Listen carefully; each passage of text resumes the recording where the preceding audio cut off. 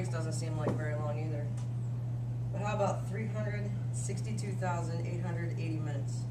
That's the average minutes of boots on ground in an average military deployment. Keep in mind that's only a mere 9 months.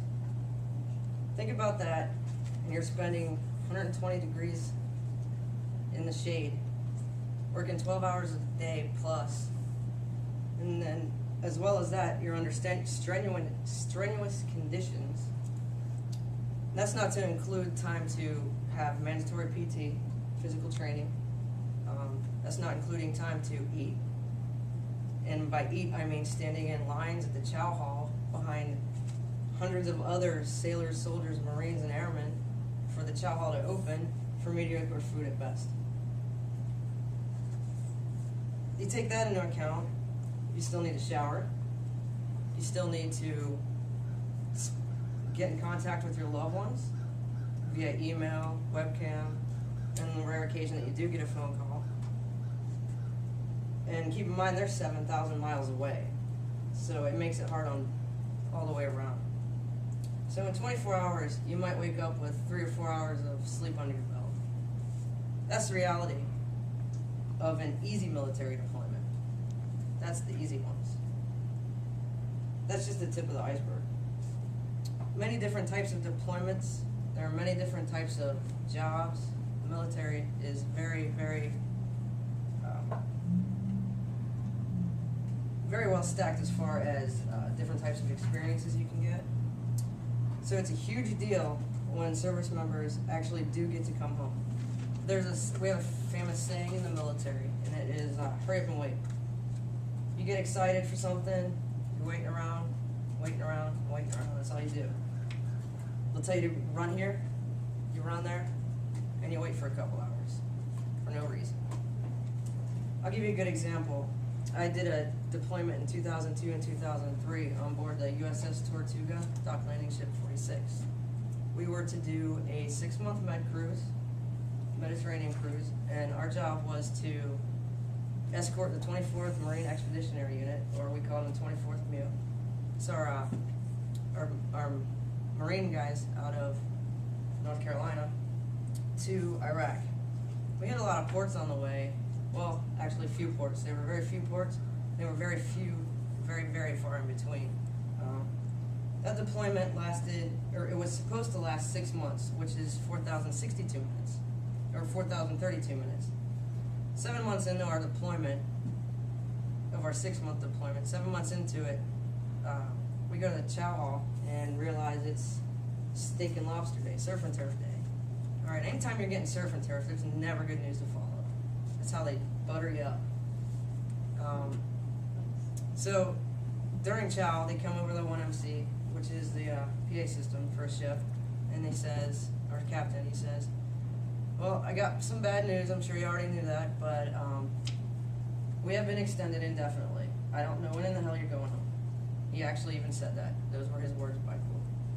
And so you can imagine what the morale was like on the ship after being out 7 months. And we still haven't picked up our boys because we're doing gator squares off the coast of Iraq, waiting for them to finish their mission, take them home. So yeah, I blame the jarheads, but our biggest concern is like, what are we going to tell our families? What are we going to, we have guys on the ship missing, their children being born. We have all kinds of events that you miss. And we've already missed every major holiday in the 7 months, and especially to include St. Patty's Day. That was a kicker. That deployment ended up being 9 months at sea and then a 2-week transit home. Sorry. Which at the time, an average Navy deployment was only 6 months. So you can imagine we were frustrated, but I think we set the bar a little high on that deployment because 2 of my next 3 deployments were also 9 months. It's not only exciting for service members, but it is for their families, their friends, and their communities for a homecoming. That particular deployment, we pulled into port.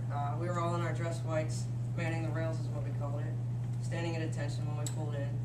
We had hundreds of people on the pier, friends, family. They had a great old time. They were barbecuing, drinking beer, having a good old time. High school bands playing, just, made you feel really good. And they were having a lot of fun.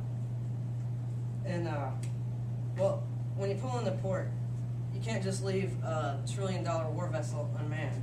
So not everybody can just run off the ship and go hang out with their friends and family. You have to do a thing called standing duty, which means you have to, people in your shop take turns, depending on how big your shop is, on how many sections you have, but you have to stand 24 hours on the ship.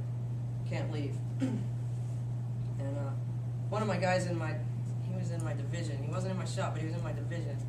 He had duty that day, and the day we pull in the port, he hasn't seen his fiance, 9 months plus, and she's holding up a sign saying, "Let Jeff off duty so he can come home and do me." I just thought it was a really funny thing. I mean, just kind of, you really appreciate that kind of thing, though, I've never seen a big guy like that. I mean, he was stacked. He's just a big guy, and I've never seen him turn so many shades of red in my life. It was quite funny. But my point is, military members, they sacrifice so much and miss so many precious aspects of life. They miss out on all kinds of experiences. They miss out on love. They miss out on new life, their children being born. They miss out on, love again being like, there's a lot of people that get Dear John letters while you're overseas. A lot of people, neighbors shacking up with, your loved one. It's not nice. And the hardest one of all is loss of life, whether it be at home or whether it be the guy next to you.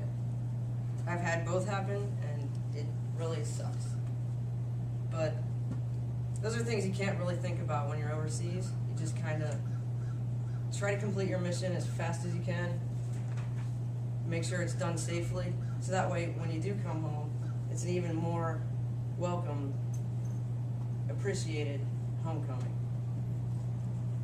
And I bet if you asked probably 98% out of 100 soldiers, sailors, Marine, airmen, military personnel in general, why they do it, they'll just humbly say, it's my job.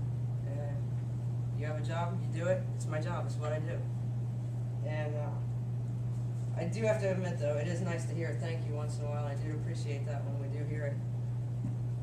So to all my returning brothers, sisters, I want to say welcome home and thank you.